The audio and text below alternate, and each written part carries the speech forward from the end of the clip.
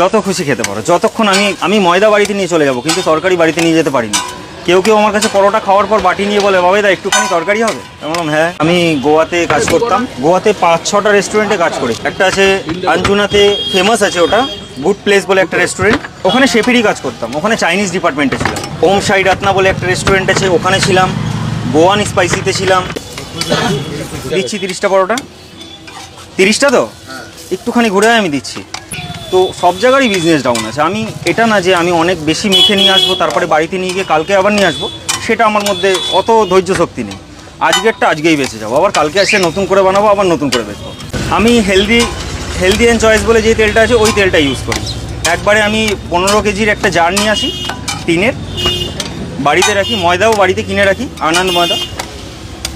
বাকি regular basic পাতা দিয়ে যায় দোকানদার, পাতা প্লেট এগুলো সব দিয়েই যায় ওরা। দাদা সবজি ঠিক আছে? হ্যাঁ, আমার কাছে আনলিমিটেড তরকারি, যত খুশি খেতে পারো, যতক্ষণ আমি ময়দা বাড়িতে নিয়ে চলে যাব, কিন্তু তরকারি বাড়িতে নিয়ে যেতে পারি না। কেউ কেউ আমার কাছে পরোটা খাওয়ার পর বাটি নিয়ে বলে, বাবাই দা একটুখানি তরকারি হবে? আমি বললাম হ্যাঁ। বলে, বাবাই দা তোর মতন তরকারি বাড়িতেও বানায় না। রাস্তার ওপরে তো, এবার ফুটপাথ, এটা এখান দিয়ে গাড়ি যাচ্ছে, তাও যতটা পরিষ্কার মানা যায়। এবার দেখো, আমি কেন, সবাই খেতে আসবে একটু পরিষ্কার দেখেই আসে।